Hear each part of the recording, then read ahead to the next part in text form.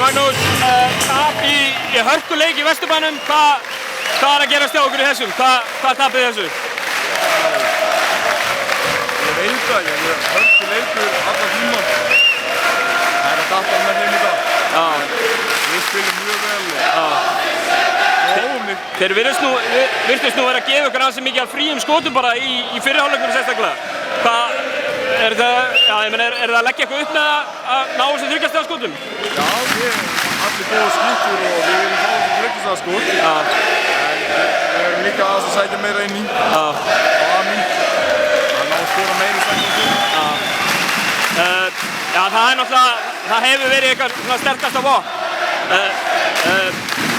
Nú eru 10 stigum undir þegar það eru 3 mínútur eftir eða eitthvað, náðu að vinna hann niður.